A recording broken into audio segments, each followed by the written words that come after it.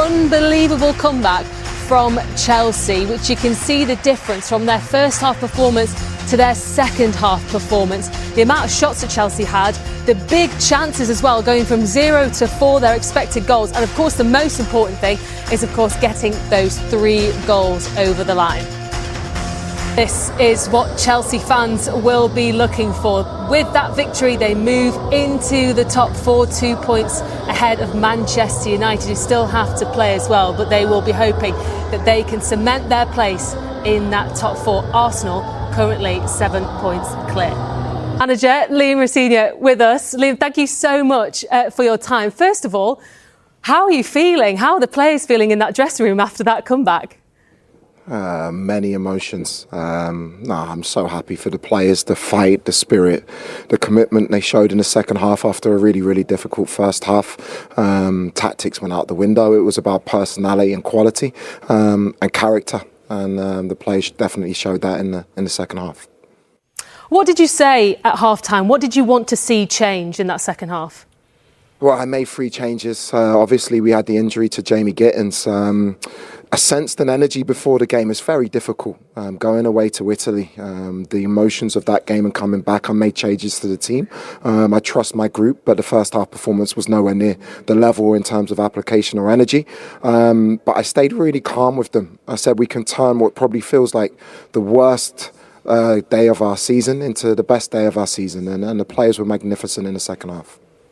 Liam, it's Rob Green. I was just wondering you talked about talking to the players in the first half saying it wasn't good enough. Do you feel that there's a concern within that group of the confidence of the guys that started in the first half, then the stark contrast that there was in the second half, that sort of first half performance compounds maybe being on the fringe of the side, not being in the strongest 11 maybe? You're feeling that sort of is a negative of the game today? No, I think for me, I'm learning about this group very, very quickly. I've been in now 3.5 weeks. I think we've played 7 games. And I've said to them from the first day, I'm going to give them all a chance. Jarell Hato's an outstanding young player. Badia Shields a fantastic young player. So is Ali Garnacho. It wasn't just about their individual performance. I just felt as a team, our functionality as a team wasn't there in the first half. And what I'm very pleased with, I have to say, with all of them, you can see the fight and the spirit and the energy in the group and the belief that they have. So for us as a group to come back in the second half, like we did in Napoli, shows me a lot of really, really positive things. Liam, Jamie Redknapp, congratulations. Hey, Jamie. I want to talk to you that dressing room at half-time. Not an easy place to be, as you said. And then you've got to make 3 substitutions. How hard is that as a manager when obviously you haven't been at the club that long?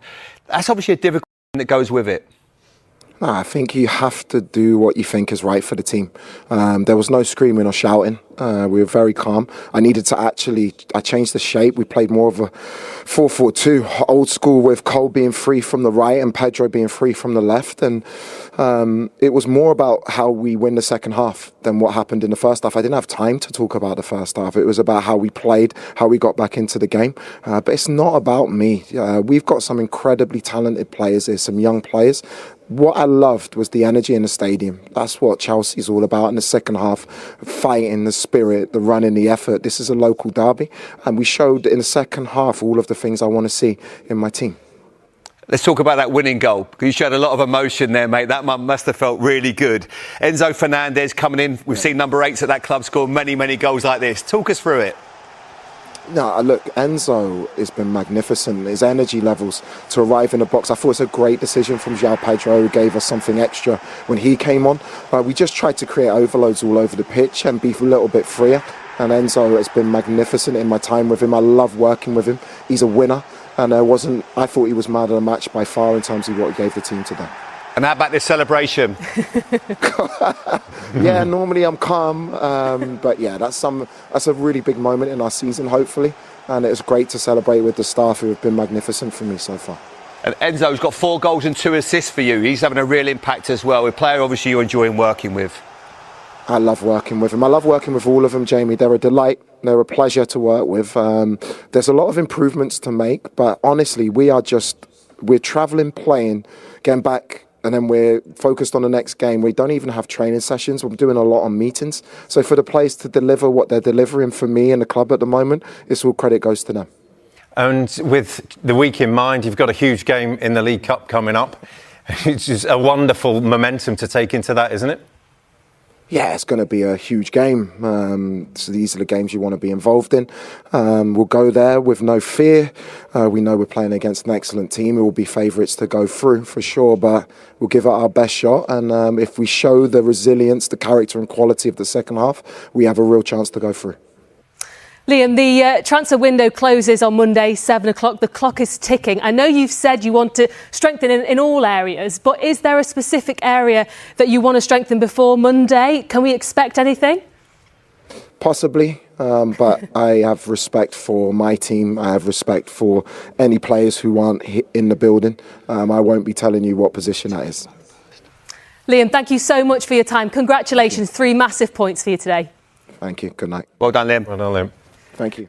Let's have a look at that third goal, the winning goal. Well, can we do something first, if you don't mind, Yeah, Pete? go Because on. I think we should look at that Todibo chance. Oh, please don't. It was one of those games, wasn't it, where you looked at this West Ham performance and you thought they're playing really, really well here. They've made some really good chances in the first half, getting those 2 goals. You said it at the start of the second half. This 15-minute period is really important for West Ham, and Chelsea go and score. Yeah, and the legs just started to go a little bit. It was 57 minutes. They had one big chance, didn't they, before that? Didn't take it. And then the waves started to come. And he's just feeling how long they could last until that first goal was breaching them. But it was a really well-worked goal and something that you're feeling, just the legs started to show that they started to tire in there. How much credit are you giving Liam Rosenior for those changes? Because we were questioning, how do Chelsea change this? We saw that they were going to make changes at half-time. 3 really important players coming on and clearly making the difference. Yeah, I'll give him credit because he made them. But I think if you probably asked every single Chelsea fan, I think it was the easiest substitutions he probably ever had to make. You had Garnacho was having a nightmare. He had to come off the pitch. Hato was really struggling at left-back. And then Badiashile was really finding it difficult. And West Ham was just overrunning it. So I think that's probably as easy a 3 substitutions he's ever going to make. But bringing these on obviously makes a difference. Cucurella, one of the best left-backs in the world. Fofana can come forward with the ball as well, which obviously has an impact on the goal for the first one. And then you've got João Pedro, which gives you a bit of impetus, a centre-forward up there that's going to get up alongside the lap and give you a bit of energy. But Cucurella is one of those guys that you want in your team. He obviously was important with the goal, but just his all-round energy. And he said, sometimes football is about energy and desire. Tactics are a huge part of it, but sometimes it's about passing the ball forward. In that first half, I looked at the stats in terms of possession. There wasn't a great deal of difference between the first and the second half. But the amount of possession that first half that Chelsea went, they had the ball. Garnacho would come back. He'd pass it back to Hato. Hato would then give it to Badiashile. They'd switch it across the back 4. The crowd are getting anxious. There's no energy in the stadium. Second half, they come on. They start to get the ball forward. Right, let's start playing. Let's start playing in their half. Let's get 2 men up front. Let's be a little bit more aggressive. And that's where the goal comes from. And we'll start. Should we start with the second half? Obviously, it has a really big impact. You've got Cucurella there. And then you've got finding good areas into the pitch. Now, Fofana gets a little bit of energy and he sees that space that's going to open up. I just want to highlight this because obviously now you've got 2 forwards up the pitch. And you can see Mavropanos, as first half, it was so easy for him. He's now thinking, looking over my shoulder, OK, I've got a bit of a problem here because João Pedro can head it. Todibo is going to have the lap. Now, Todibo makes a mistake here because what he does, instead of helping his other centre-back partner, he decides to drift in, and once Fofana comes into this area, I'm just going to stop it again there. Now Todibo